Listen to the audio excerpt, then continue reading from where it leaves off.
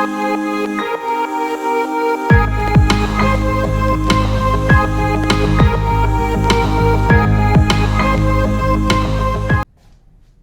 વિદ્યાર્થી મિત્રો, Saraswati group of education દ્વારા ચાલતા આ ઈ-લર્નિંગ પ્રોગ્રામમાં હું બ્રિજેશ સાગરેજા ફરી એકવાર આપ સૌનું હાર્દિક સ્વાગત કરું છું. આપણે ધોરણ 12 ની અંદર ફિઝિક્સ વિષયની અંદર ચેપ્ટર નંબર 1 એટલે કે વિદ્યુત ભારો અને વિદ્યુત ક્ષેત્ર વિશે આપણે અભ્યાસ કરતા હતા. તો આપણે અગાઉના 16 લેક્ચરની અંદર ફટાફટ રિકોલ કરી દઈએ તો વિદ્યુત ભાર એના બે પ્રકાર, ધન અને ઋણ. વિદ્યુત ભારનું મૂલ્ય 1.6 × 10⁻19 ઘાત કુલમ. ત્યારબાદ વિદ્યુત ભારનો અગત્યનો ગુણધર્મ ક્વોન્ટમીકરણનો એટલે કે જે લેતી દેતી થાય છે ઇલેક્ટ્રોનની, તે માત્ર ને માત્ર પૂર્ણાંકોમાં જ શક્ય છે. તે ક્વાર્ક્સ કણના બનેલા છે. U અને D બે પ્રકારના ક્વાર્ક્સ કણ આપણે જોયા હતા. ઇલેક્ટ્રોનનું, પ્રોટોનનું અને ન્યુટ્રોનનું બંધારણ ક્વાર્ક્સ કણના આધારે કઈ રીતનું હોય આપણે એ પણ જોયું હતું. તે આપણને ક્યારેય મુક્ત સ્વરૂપમાં જોવા મળતા નથી. આગળ આપણે કુલમ્બનો નિયમ જોયો હતો કે કોઈ પણ બે વિદ્યુત ભાર હોય તેના વચ્ચે કેટલું આકર્ષી કે અપાકર્ષી પ્રકારનું બળ લાગશે. તો કે K Q1 Q2 ના છેદમાં R નો સ્ક્વેર. ત્યાં આપણે શૂન્યાવકાશની પરમિટિવિટી વિશે ડિટેલમાં અભ્યાસ કરેલો હતો. ત્યારબાદ આપણે સંપાતપણાનો નિયમ જોયો કે કોઈ એક વિદ્યુત ભાર હોય તેના ઉપર દરેક દ્વારા લાગતું પરિણામી બળ કેટલું થાય. ત્યારબાદ આપણે વિદ્યુત ક્ષેત્ર વિશે અભ્યાસ કર્યો કે કોઈ પણ પદાર્થ હોય એનું વિદ્યુત ક્ષેત્ર, કોઈ પણ વિદ્યુત ભારનું વિદ્યુત ક્ષેત્ર એટલે શું, તો કે એકમ વિદ્યુત ભાર દીઠ લાગતું બળ. ત્યારબાદ આપણે તેનો પણ સંપાતપણાનો નિયમ જોયો. ત્યારબાદ આપણે ફ્લક્સ વિશે માહિતી મેળવી કે કોઈ પણ પૃષ્ઠ હોય, કોઈ પણ બંધ પૃષ્ઠ હોય, માની લો કે આવી રીતે કોઈ ક્ષેત્રફળ ધરાવતી સપાટી છે તો એમાંથી કેટલી વિદ્યુત ક્ષેત્ર રેખા પસાર થાય છે એને કહેવાય વિદ્યુત ફ્લક્સ. ત્યારબાદ આપણે આ ફ્લક્સના અવનવા કિસ્સા જોયા કે બંધ આકૃતિ હોય તો એનું ફ્લક્સ થાય Q/ε0. બહારની બાજુનું ફ્લક્સ હોય એમાંય આપણે અલગ અલગ પ્રકાર જોયા સપાટી ઉપર, ને એના તમે 2 ભાગ કરો તો 4 ભાગ કરો તો આવા અલગ અલગ કેટલા બધા કિસ્સા જોયા. ટેક્સ્ટ બુક સિવાયની પણ અલગ અલગ ઘણી બધી મેથડો જોઈએ આપણે આ ચેપ્ટરમાં. ત્યારબાદ આપણે ડાયપોલ વિશે અભ્યાસ કર્યો કે કોઈ ધન અને ઋણ વિદ્યુત ભાર દ્વારા જે તંત્ર રચાય એને કહેવાય ડાયપોલ. તેમાં અક્ષ ઉપર અને વિષુવવૃત્તીય રેખા ઉપર કેન્દ્રથી r અંતરે કોઈ એક બિંદુ હોય તો તેના ઉપરનું ડાયપોલ જોઈ. અને ત્યારબાદ આપણે કહી શકાય કે હવે આપણે એક નવો જ ટોપિક શરૂઆત કરીએ છીએ કે એના પછીનો ટોપિક છે કે જેનું નામ છે ગાઉસનો નિયમ. તો આ ગાઉસનો નિયમ આપણને શું કહે છે તો કે ઓલરેડી આપણે ભણી જ ગયા છીએ એ જ કહે છે.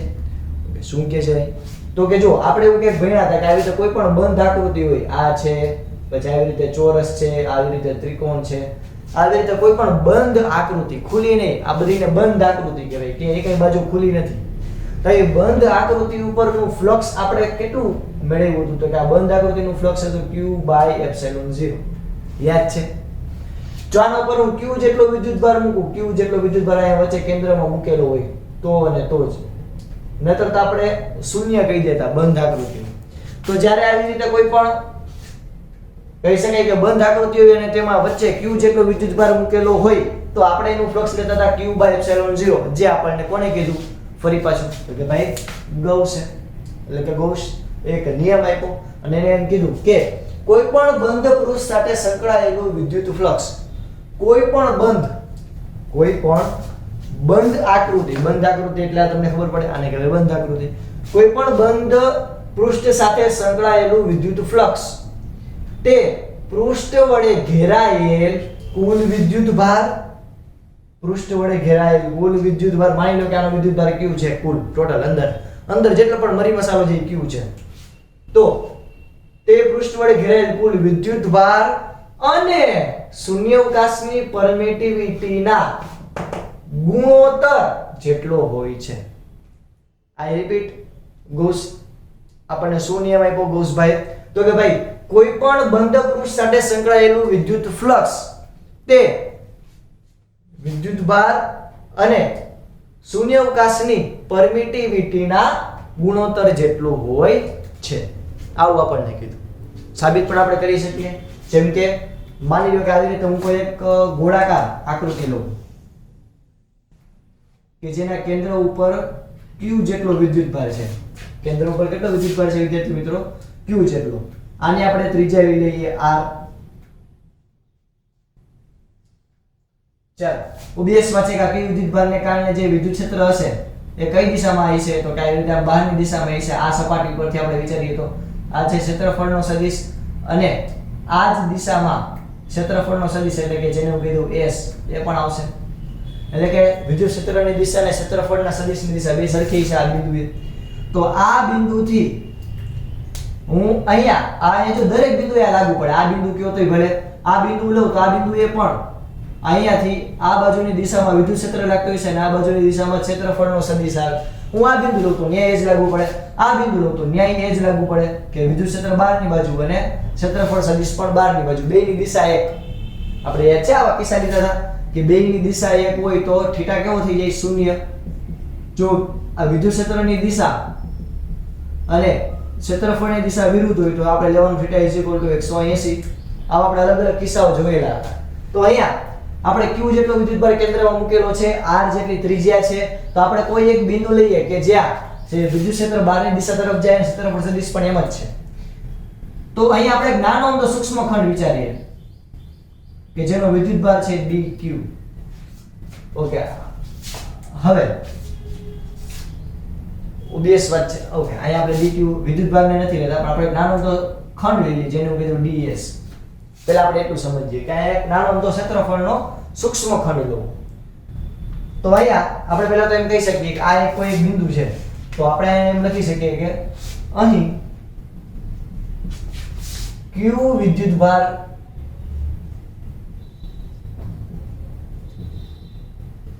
અહીં q વિદ્યુતભારને લીધે ગોળાની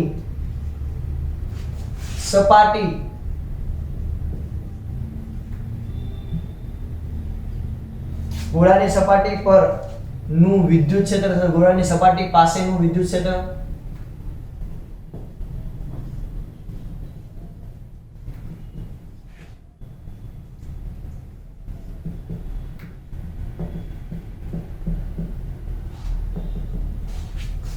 કેટલું હોય છે તો કે આપણને તો ખબર જ છે E = શું થાય? kq/r². કાંઈ ના નથી સાહેબ મારી. ચાલ આગળ. તો કે અહીં ગોળાકાર સપાટી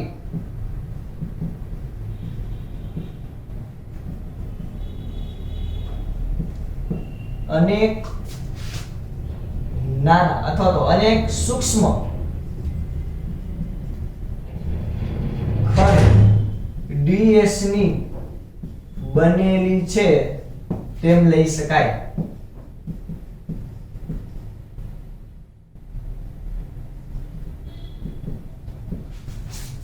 આ બીજો પોઈન્ટ આપણો શું કહે છે?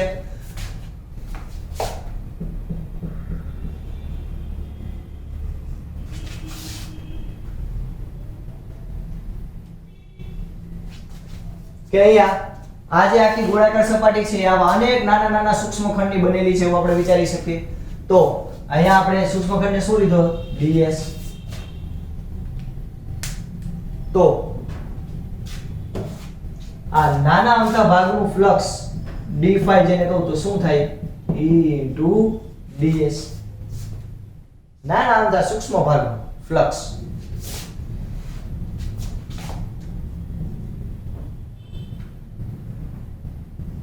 પદાર્થનું કુલ ફ્લક્સ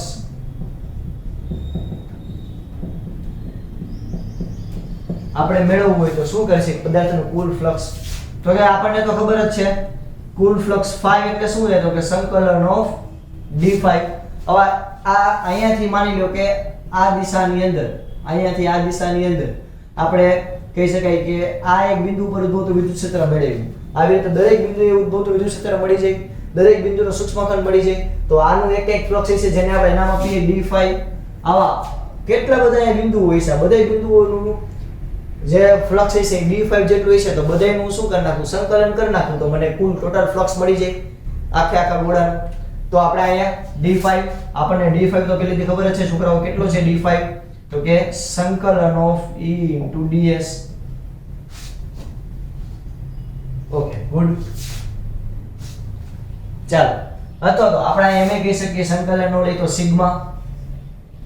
સિગ્મા એટલે તો કે બધા બધાનો સરવાળો અહીંયા આપણે લઈ લઈએ સિગ્મા. તો જો આ e ને હું આવી રીતે બહાર કાઢું કારણ કે e ની વેલ્યુ તો અચળ છે. અંદર શું વધ્યું તો કે સિગ્મા d s. ચાલો હજી આપણે આમાં સાદું રૂપ આપીએ તો અહીંયા e એટલે શું થાય k q r² sigma ds. આપણે પૂરેપૂરી સપાટી લેવી છે એટલે ઓલ s એટલે કે ઓલ s એટલે તો કે પૂરેપૂરું ક્ષેત્રફળને આપણે ધ્યાનમાં લઈએ. તો અહીંયા આપણે પૂરેપૂરા ક્ષેત્રફળને ધ્યાનમાં લઈએ. આપણે અહીંયા જ લખી નાખીએ પૂરેપૂરા ક્ષેત્રફળને ધ્યાનમાં લઈ લઈએ તો શું થાય d5 બરાબર k એટલે તો કે 1/4πε0 q તો એમનેમ છે k એટલે 1/4πε0 r². અહીંયા સિગ્મા ds એટલે કે પૂરેપૂરું ક્ષેત્રફળ. તો ગોળાકાર વર્તુળાકાર જે આખી આ સપાટી છે એનું ક્ષેત્રફળ કેટલું થાય તો કે 4πr². ઓકે અહીંયા 4π કેન્સલ, r² કેન્સલ, તો આપણને 5 ટોટલ અહીંયા બધી ટોટલ લખી નાખી.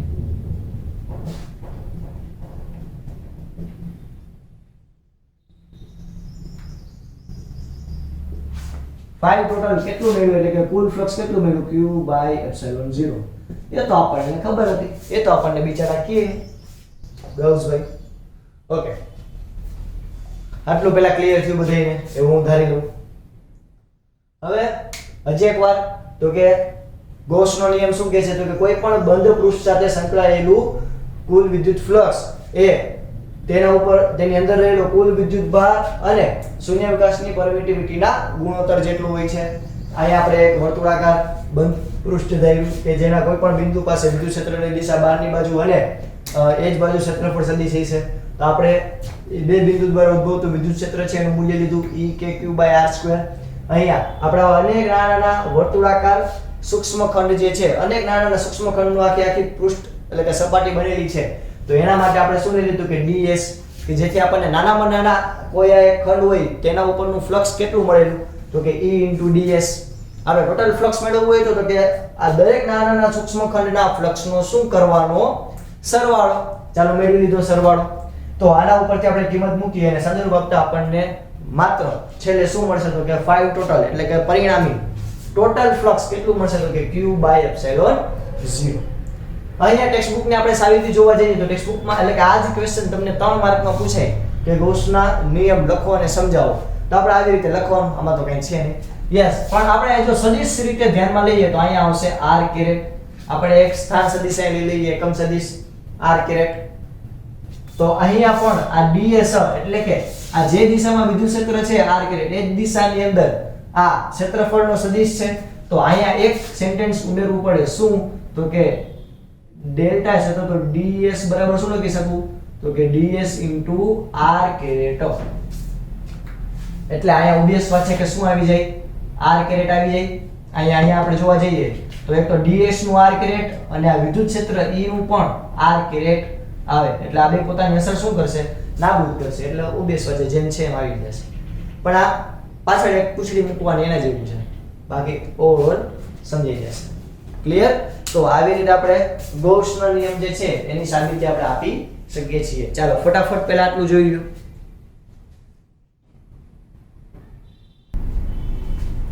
ચાલો આપણે અહીંયા આ ગૌસના નિયમના કેટલાક અગત્યના મુદ્દાઓ જોઈ લઈએ. તો આ ગૌસનો જે નિયમ છે એટલે કે કોઈ પણ આવી રીતે બંધ પૃષ્ઠ છે કે જેના અંદર q જેટલો વિદ્યુતભાર અંદર રહેલો હોય, પછી કેન્દ્ર ઉપર જ હોય એવું જરૂરી નથી. ફોર એક્ઝામ્પલ અહીંયા પણ હોય તો તેનું કુલ ફ્લક્સ કેટલું થશે તો કે q/ε0. પછી કોઈ પણ આકૃતિ હોય, વર્તુળ હોય, ચોરસ હોય, ત્રિકોણ હોય, વોટએવર, પણ બંધ પૃષ્ઠ હોવું જોઈએ, બંધ આકૃતિ હોવી જોઈએ. તો એના માટે આપણને ગૌસનો નિયમ આવી રીતે કહે છે. તો અહીંયા કેટલાક મુદ્દાઓ આપણે જોઈ લઈએ.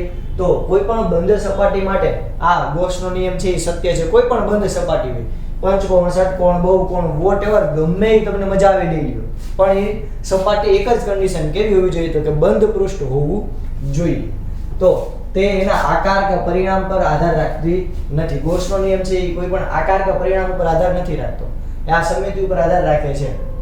બીજું તો કે q sorry 5 q by epsilon 0, જેની અંદર જે આ વિદ્યુતભાર q છે એ સપાટીની અંદર ગમે ત્યાં હોઈ શકે છે. એવું જરૂરી નથી કે હંમેશા કેન્દ્ર ઉપર જ હોય. ફોર એક્ઝામ્પલ અહીંયા હું કોઈ એક ચોરસ દોરું તો અહીંયા પણ કોઈ વિદ્યુતભાર q હોઈ શકે છે અંદરની બાજુ.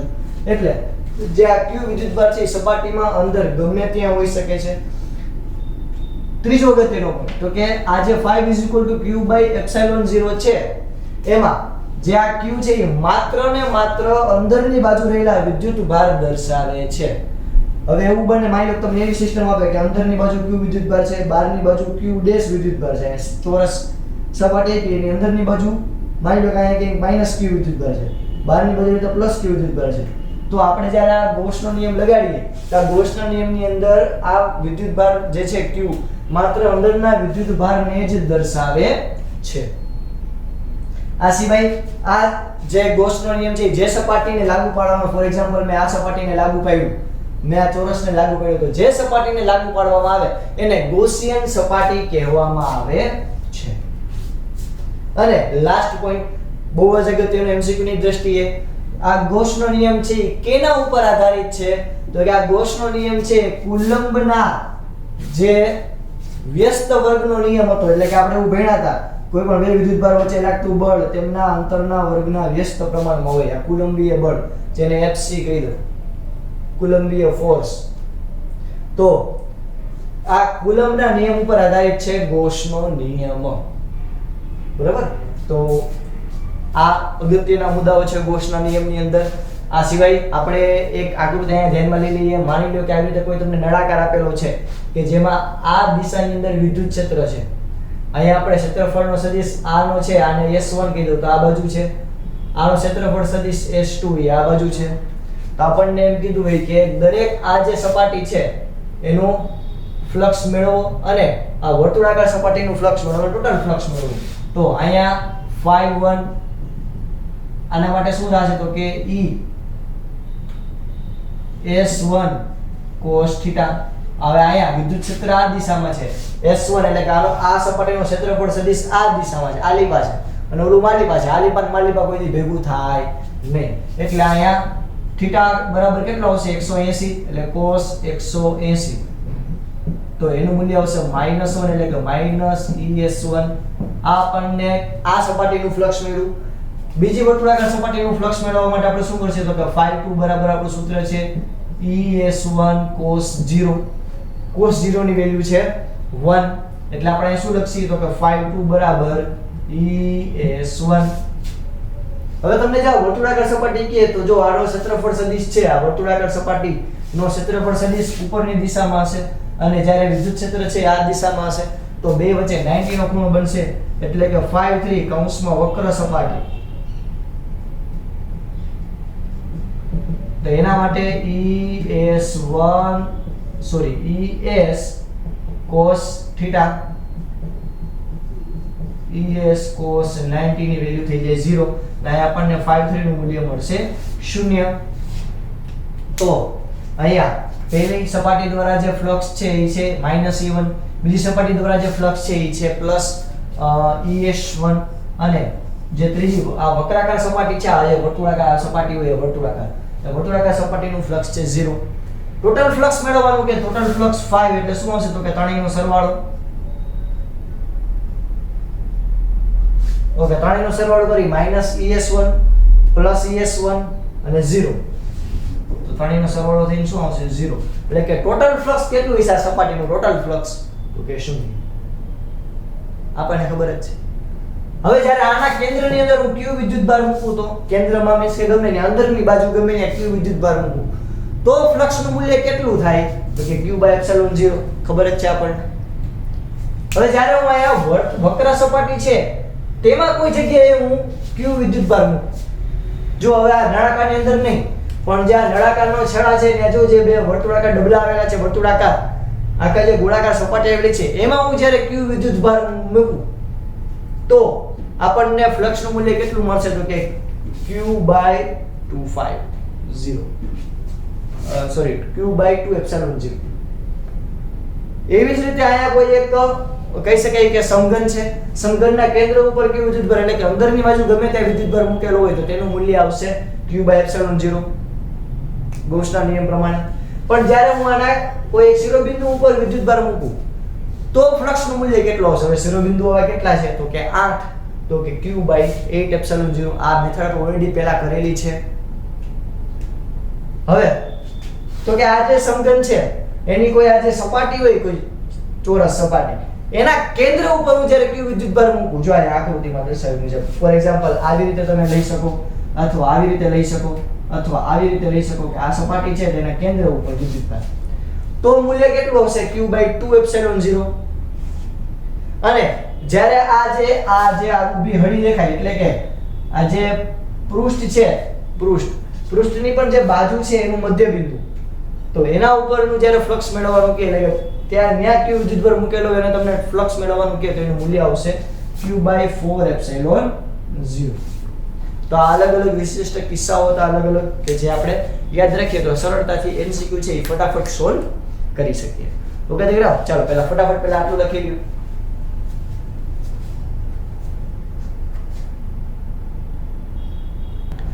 ચાલો વિદ્યાર્થી મિત્રો, આપણે ઉદાહરણ જોઈએ. હવે આવા કોન્સેપ્ટ ઉપર આપણે બે મેઇન સૂત્ર યાદ રાખ્યા.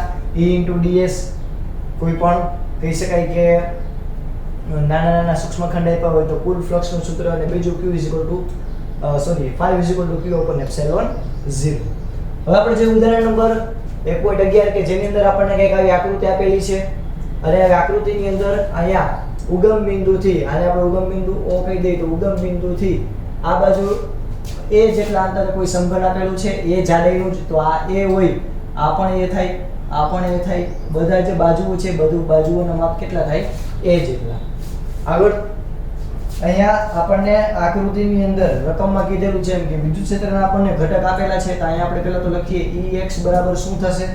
તો કે Ex બરાબર થાય આલ્ફા √x, કારણ કે x ની 1/2 ઘાત છે એટલે આલ્ફા √x. Y અહીંયા આપણને આપેલો છે 0, અને Ez પણ અહીંયા આપણને આપેલો છે 0.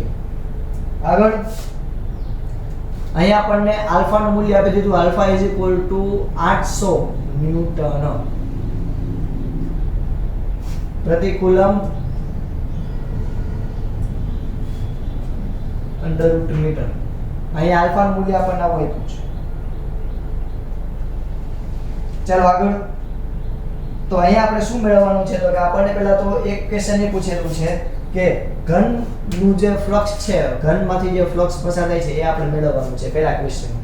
તો અહીંયા જુઓ તો કે આપણને બે રંગીન, એટલે કે આપણને રેખાંકિત કરેલી સપાટી છે, તો એના ઉપરનું આપણને પહેલા તો ફ્લક્સ મેળવવાનું કીધું છે. તો ચાલો સ્ટાર્ટ કરીએ. તો સૌથી પહેલા અહીંયા આપણે આ જે આખી વસ્તુ છે ને અહીંયા લખી દીધી તો સારું રહેશે. Ex બરાબર આલ્ફા * √x, y બરાબર 0, z બરાબર 0, આલ્ફા બરાબર 800 ન્યૂટન પ્રતિ કુલમ મીટર. ચાલો, શું દાખલો પૂરો સમય જાય? મસ્ત મજા. ચલો અહીંયા આપણને પહેલા મેળવી લઈએ 5L અને 5R. તો આપણો તો નિયમ શું છે? તો કે સંકલન ઓફ E * ds. અહીંયા પણ સંકલન ઓફ E * ds. આપણે આ જે ખંડ છે, આપણે આ જે ક્ષેત્રફળની સપાટી છે, નાના સૂક્ષ્મમાં dx ખંડની બનેલી છે, તો એવા બધાય આખી સપાટીનું આપણે સંકલન કરશે, પૂરેપૂરી સપાટીનો આપણે સરવાળો કરશે, તો આપણને કુલ સપાટીનું ફ્લક્સ આ બાજુનું અને આ બાજુનું મળી જશે. ચાલો આપણે પહેલા આમાં કિંમત મૂકીએ. 5L બરાબર dx એટલે ક્ષેત્રફળ આ આખા સપાટીનું, તો આ ચોરસ સપાટીનું ક્ષેત્રફળ કેટલું થાય? તો કે એની બાજુઓનો વર્ગ. હવે આની બાજુ કેટલી છે? તો કે a, એટલે કે ds, એટલે આપણે એનું ડાયરેક્ટ લખી શકું E * s. અહીંયા પણ લખી શકું, કારણ કે e તો અચળ છે, ds એટલે તો કે પૂરેપૂરી સપાટી એટલે તો કે ચોરસ સપાટી. ચાલો, e નું મૂલ્ય આપણને કેટલું આપેલું છે? તો કે આલ્ફા * √x આ s એટલે શું થાય? તો કે ક્ષેત્રફળ ચોરસનું, a નો સ્ક્વેર. 5L બરાબર અહીંયા 5R બરાબર અહીંયા શું થશે? તો કે આલ્ફા √x * a નો સ્ક્વેર. અહીંયા પણ એ જ લાગુ પડશે, પણ હવે ફેર આવશે. શું? તો કે આલ્ફા આપણને ખબર છે. હવે x એટલે તો કે અંતર. પહેલા તો આ સપાટી માટે આપણે અંતર ગોતીએ, l માટે અંતર. તો ઉગમ બિંદુથી અંતર કેટલું છે? a જેટલું. તો અહીં હું કિંમત મૂકું a * a નો સ્ક્વેર. અહીંયા હું કિંમત મૂકું.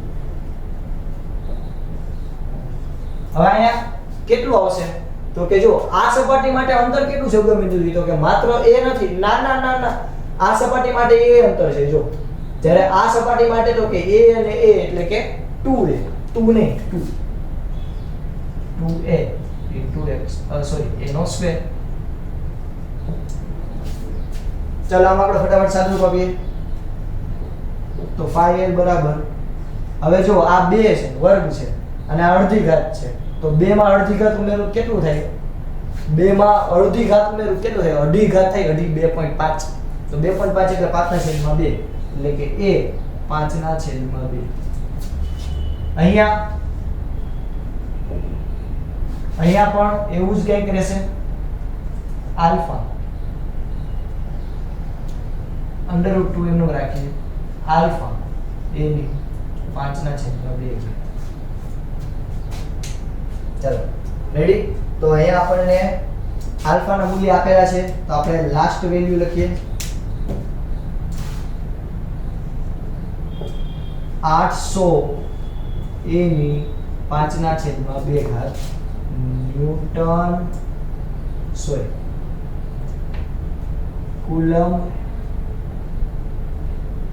ઓકે, એના કરતા આપણે એમ જ લખી શકીએ ન્યૂટન કુલમ * મીટર નો સ્ક્વેર. ન્યૂટન પ્રતિ કુલમ * મીટર નો સ્ક્વેર. ચાલો અહીંયા 5r બરાબર પણ તમે શું લખી શકો? તો કે √2 ગુણ્યા 800 a ની 5/2. તો √2 ગુણ્યા 800 કરો જોઈએ કેટલા આવશે? હવે અત્યારે નથી કરવું, અત્યારે બધા રાખી મૂકીએ. તો અહીંયા આપણને આ l સપાટી જે છે ત્યાંનું આપણને ફ્લક્સ મળ્યું. r સપાટી પાસે આપણને ફ્લક્સ મળેલું. આટલું આવે છે. હવે આપણે શું કરવાનું છે? તો કે આપણને કીધું છે ટોટલ ફ્લક્સ મેળવવાનું છે, અને બીજા ક્વેશ્ચન ની અંદર આપણને વિદ્યુતભાર મેળવવાનો કીધો છે. તો અહીંયા તો ટોટલ ફ્લક્સ સપાટી પાસે એટલે કે આપણને જે ઓબ્જેક્ટ આપેલો છે, આ ઓબ્જેક્ટ નું ટોટલ ફ્લક્સ મેળવવાનું છે. તો ટોટલ ફ્લક્સ કઈ રીતે મળશે? તો કે આખું જે આ ફ્લક્સ છે, આખું જે આટલું ફ્લક્સ છે, આખું જે ફ્લક્સ છે અહીંયા સુધીનું, એમાંથી હું આટલી સપાટી સુધીનું ફ્લક્સ બાદ કરી નાખું તો મને આટલો ભાગ મળે. એટલે કે આટલી સપાટીનું ફ્લક્સ મને મળશે. એટલે કે આટલો ભાગ છે, આટલા ભાગનું ફ્લક્સ કેટલું હતું? તો કે 5r. એમાંથી આટલી સપાટીનું ફ્લક્સ બાદ કરી નાખું એટલે કે 5a નું બાદ કરી નાખું તો મને શું મળશે? આ સમઘનની અંદર જે ફ્લક્સ રહેલું છે તે મળશે. તો 5r ની વેલ્યુ આપણને કેટલી આપી હતી? તો કે √2 800 √2 ગુણ્યા 800 આલ્ફા ની a ની 5/2 માઈનસ 800 a ની 5/2. તો અહીંયા 2 માંથી 800 a 5/2 કોમન નીકળે. અંદર શું થઈ જાય? √2 - 1. ચાલો 800 તો 800 જ છે. a નું મૂલ્ય આપણને આપેલું છે રકમમાં. એનું મૂલ્ય આપણને આપેલું છે a બરાબર 0.1 મીટર. તો આપણે અહીં લખીએ a નું મૂલ્ય 0.1 5/2 √2 એટલે 1.4142 -1. ચાલો તો આના ઉપરથી 800 ગુણ્યા, હવે આ મોટો ટાસ્ક છે સાહેબ કે 0.5 ની 5/2 મારે કઈ રીતે મેળવવી સાહેબ? 0.1 ની 5/2. ઓકે, 5/2 એટલે કેટલા થઈ? આપણી દેશી જુગાડ કરવાનો. 5/2 એટલે કેટલી ઘાત થઈ? અઢી ઘાત થઈ. અઢી 2.5 અઢી ઘાત અઢી. હવે આપણને ખબર છે ઘાતની અંદર તો ગુણાકાર આવી રીતે લખી શકું. 2.5 હોય તો આમ લખી શકું 2 અને અડધી લખી શકું. તો હું આને આમ લખી શકું 0.1 ની 2 ઘાત અને 0.1 નો વર્ગ સોરી રૂટ એટલે કે 1/2 ઘાત. કારણ કે આપણને ખબર છે કે ઘાતમાં ગુણાકારનો શું થાય સરવાળો. આ બેનો સરવાળો કરો શું થઈ જશે 5/2. આને હું આમ લખી શકું આયા 1.4142 માંથી -1 બાદ કરો કેટલા આવશે 0.4142. ચાલો હવે 800 એમનેમ રાખું ગુણ્યા 0.1 નો વર્ગ 0.01. 0.1 ની અડધી ઘાત એટલે કે રૂટ. તો આપણી પાસે કેલ્સી છે. કેલ્સી ની અંદર 0.1 નો રૂટ કાઢો કેટલો આવશે તો કે 0.3162 અને એને ગુણાકારમાં 0.4142. ચાલો બધાયનો ગુણાકાર કરીએ. તમારે કરવાનો છે ગુણાકાર મારી સાથે. ગુણ્યા 800 આપણને કઈ કેવો જવાબ આવે છે 1.047. 1.047 કરો જો ગુણાકાર આવી જાય છે newton metre square upon coulomb. આ મળ્યું આપણને ટોટલ 5 અંદરની સપાટીનું. તો અંદરની સપાટીનું ફ્લક્સ કેટલું હશે તો કે 1.047. ઓકે કઈ રીતે મળ્યું હજી એકવાર તો કે આ સપાટીનું ફ્લક્સ E * ds એટલે કે આ ક્ષેત્રફળ આ સપાટીનું ક્ષેત્રફળ થાય a નો સ્ક્વેર. E એટલે આપણે આપ્યું હતું રકમમાં આલ્ફા * √x. x એટલે તો કે આ અંતર આ સપાટી માટે a આ સપાટી માટે 2a.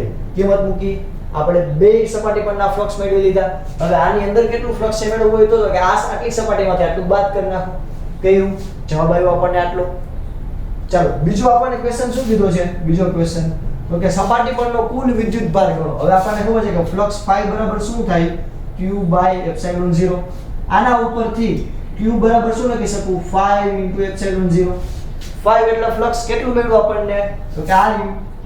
તો આના ઉપરથી હું q બરાબર શું લખી શકું 1.047 ગુણ્યા 50 એટલે 8.842 એને ગુણ્યા 10⁻12. તો અહીંયા અથવા તો 4/5 લખીએ રકમમાં આપણને આપેલું છે એવું છે. આનો ફટાફટ ગુણાકાર કરો આપણને વિદ્યુતભાર કેટલો આવે છે મેળવવો જોઈએ. હું પણ મેળવી લઉં.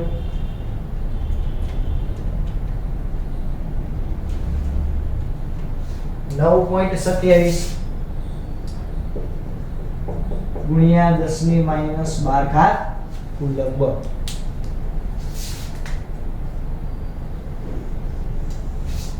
ચાલો તો એનો મતલબ એમ કે આ સપાટી પર અંદરની બાજુ કેટલો વિદ્યુતભાર રહેલો છે q આ રીતે આપણને મળી જાય 5 q / ε0 એના ઉપરથી. બરોબર. ચાલો છે કઈ ઉદાહરણમાં કઈ નથી ફટાફટ લખી દો. ચાલો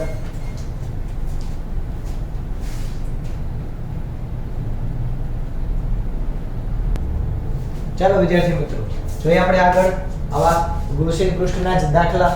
તો જોઈએ આપણે દાખલા સ્વાધ્યાયનો દાખલા નંબર 1.18 કે જેની અંદર આપણને રકમનામ આપેલું છે. આપ સ્ક્રીન ઉપર જોઈ શકશો કે આકૃતિમાં દર્શાવ્યું છે 10 સેન્ટીમીટર બાજુવાળા એક ચોરસના કેન્દ્રથી એટલે કે આવી રીતે 10 સેન્ટીમીટરની બાજુવાળો એક ચોરસ છે.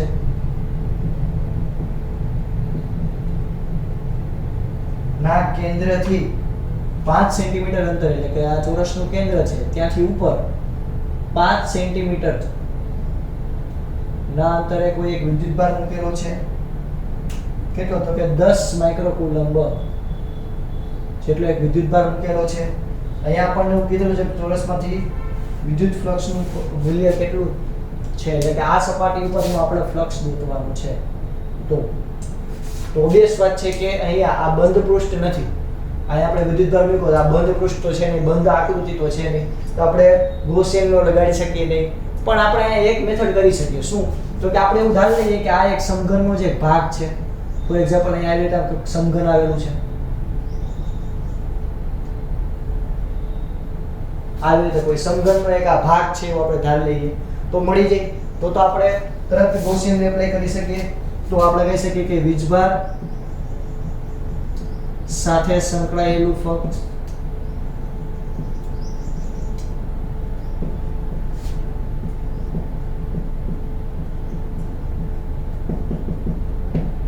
ઓકે એટલે શું થાય છે વિદ્યુતભાર સાથે સંકળાયેલું ફ્લક્સ phi બરાબર q/ε0. ચાલો q એટલે વિદ્યુતભારનું મૂલ્ય કેટલું છે તો કે 10⁻5 કારણ કે 10 માઇક્રોકુલમ છે એટલે આવે 10 એને ગુણ્યા 10⁻6 એટલે થઈ જાય 10⁻5 છેદમાં 8.854 ગુણ્યા 10⁻12 ઉપર આવે તો પ્લસ થઈ જાય બરોબર. ચાલો ફટાફટ સાદુરૂપ આપતા આપણને ફ્લક્સ શું મળે છે ફ્લક્સનું મૂલ્ય મળે છે 1.129 ગુણ્યા 10⁻6 newton metre square upon coulomb. તો આપણને ફ્લક્સ મળી ગયું આ સપાટીમાંથી. પણ અહીંયા આપણો દાખલો પૂરો નથી થતો કારણ કે આપણે તો સમઘન ધાર્યું હતું, સમઘન છે નહીં મોટા ભાઈ. તો આ સમઘન હોય તો આ દરેક પૃષ્ઠ હોય આપણે યાદ હોય તો આપણે એમ કીધું હતું કે જ્યારે કોઈ આવી રીતે બંધ આકૃતિ હોય અને એના કોઈ કેન્દ્ર ઉપર વિદ્યુતભાર મૂકેલો હોય તો આના માટેનું ફ્લક્સનું મૂલ્ય કેટલું થાય તો કે q/ε0. પણ જ્યારે તમને કોઈ આ એક સપાટી માટે ગોતવાનું કહેતો તો કે કેટલી સપાટી છે સમઘનમાં તો કે 6, તો એના ઉપરનું ફ્લક્સનું મૂલ્ય કેટલું થાય તો કે q/6ε0. તો આપણે તો આ એક સપાટીનું ગોતવાનું છે. તો આ સપાટીનું મેળવવા માટે આપણે શું કરશું તો કે આપણને જે ફ્લક્સ મળેલું છે phi જે સપાટીનું મેળવવું હોય તો શું કરશું તો કે જે ટોટલ ફ્લક્સ મળેલું છે q/ε0 એને ભાગ્યા આપણે શું કરશું 6. તો phi આપણને સપાટી પરનું મેળવવા માટે શું કરશું તો કે 1.129 ગુણ્યા 10�6 ના છેદમાં 6. તો સપાટી પરનું ફ્લક્સ તમને કેટલું મળે છે વિદ્યાર્થી મિત્રો કરો જો ગણતરી approximately 1.182 એને ગુણ્યા 10⁵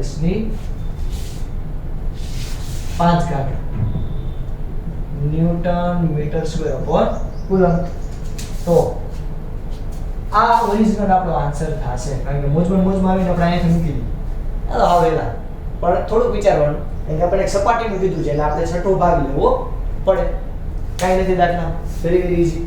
ચાલો આગળ આપણે બીજો દાખલો જોઈએ સ્વાધ્યાયનો દાખલા નંબર 1.19. આપણને કીધેલું છે કે 9 સેન્ટીમીટરની ધારવાળા ઘનાકાર એટલે કે ઘનાકાર આપણને આપ્યું ઘન આપેલો છે ગૌસિયન સપાટીના કેન્દ્ર ઉપર 2 માઇક્રોકુલમ વિદ્યુતભાર મૂકેલો છે તો ફ્લક્સ મેળવવાનું કીધું. અહીંયા આપણને વિદ્યુતભાર q નું મૂલ્ય કેટલું આપ્યું 2 માઇક્રોકુલમ એટલે કે 2 ગુણ્યા 10⁻6 આપણને ફ્લક્સ મેળવવાનું કીધું તો આના માટે ફ્લક્સનું મૂલ્ય શું થાય q/ε0. તો q બરાબર હું શું લખી શકું 2 ગુણ્યા 10⁻6 છેદમાં 8.854 ગુણ્યા 10⁻12. ચાલો ફટાફટ આનું સાદુરૂપ આપો અને ફ્લક્સ phi નો જવાબ મેળવો કેટલો આવશે તો કે 0.225 એને ગુણ્યા 10�6. તેના ઉપરથી આપણે phi બરાબર શું લખી શકશું તો કે 2.25 ગુણ્યા 10⁵ newton metre square upon coulomb. લ્યો છે કઈ દાખલામાં આ તો બધી નાની દાખલા છે કાઈ આ એમસીક્યુ છે. હાલો આગળ જોઈએ આપણે સ્વાધ્યાયનો દાખલા નંબર 1.20 કે જેની અંદર આપણને હું કીધેલું છે તમે રકમમાં જોઈ શકશો જો રકમમાં કે 10 સેન્ટીમીટર ત્રિજ્યા ધરાવતી ગોળાકાર ગૌસિયન સપાટી પર કેન્દ્ર પર મૂકેલા વિદ્યુતભારને લીધે સપાટી ઉપર ફ્લક્સ રચાય છે. લાયા પર 10 સેન્ટીમીટર જે છે એ આપણને આપી દીધેલું છે ત્રિજ્યા ગોળાકાર ગૌસિયન પૃષ્ઠ 10 સેન્ટીમીટર. આપણને ફ્લક્સ પણ આપી દીધેલું છે ઋણ છે ફ્લક્સ આપી દીધેલું છે. આપણને બે ક્વેશ્ચનમાં પૂછેલા છે કયા તો કે આપણને કીધેલું છે કે જો ગૌસિયન સપાટીની ત્રિજ્યા બમણી કરવામાં આવે હવે ગૌસિયન સપાટી સાથે સંકળાયેલું ફ્લક્સ હોય જો તો તમે બધી ત્રિજ્યા ઉપર આધારિત છે એટલે આપણે યાદ કરો આપણે આ અગત્યના મુદ્દામાં લીધું હતું કે આકાર અને પરિમાણ ઉપર આધારિત નથી બરોબર. તો આ કે પણ ત્રિજ્યા ઉપર આધારિત નથી. તો અહીંયા આપણે પહેલા ક્વેશ્ચનનો આન્સર શું આવશે તો કે કહી શકાય કે ગૌસિયન સપાટીની જે ત્રિજ્યા બમણી કરવામાં આવે તો ફ્લક્સમાં કાંઈ પણ પ્રકારનો ફેરફાર થશે નહીં કારણ કે ગૌસિયન સપાટી એ ગૌસના નિયમ પ્રમાણે ત્રિજ્યા ઉપર આધારિત નથી. આવું લખતા આવડે તો લખી નાખો ફટાફટ. અને બીજો ક્વેશ્ચન આપણને શું પૂછ્યો છે તો કે બીજો ક્વેશ્ચન આપણને પૂછ્યો છે કે બિંદુવત વિદ્યુતભારનું મૂલ્ય હવે ઈ તો આવડે યાર. ફ્લક્સ આપી દીધું તો બેઠે બેઠો ઉપર જેવો જ દાખલો થયો. ફ્લક્સ આપી દીધું, વિદ્યુતભારનું મૂલ્ય મળશે q બરાબર sorry 5 is equal to q epsilon 0. આના ઉપરથી q ને સૂત્રનો ઘટક બનાવો તો શું થાય 5 epsilon 0. તમને અહીંયા ફ્લક્સ તો આપી દીધેલું છે, તો ફ્લક્સ નો ગુણાકાર કેની સાથે કરવાનો? શૂન્યાવકાશની પરમિટિવિટી એટલે કે 8.854 ગુણ્યા 10 ની -12 બે નો ગુણાકાર કરી નાખો એટલે તમને મળ્યો કુલ વિદ્યુતભાર. એટલા કુલમ વિદ્યુતભાર હશે. બરોબર? ચાલો ફટાફટ પહેલા આટલું જોઈ લો, પછી આપણે આગળ વધીએ. ઓકે વિદ્યાર્થી મિત્રો, ચાલો આજે આપણે આટલા દાખલા કર્યા. નેક્સ્ટ લેક્ચરની અંદર આપણે ફરી પાછા આ ગૌસિયન સપાટીના અમુક દાખલાઓ જોશું અને પછી આપણે આગળ ચેપ્ટર વધારશું. ચલો આના પછી લાસ્ટ ટોપિક બાકી છે, પછી આપણે આ ચેપ્ટરની શું કરશી? પૂર્ણાહુતિ. અહીં સુધી રાખીએ છોકરાઓ. જય ભારત, જય હિન્દ.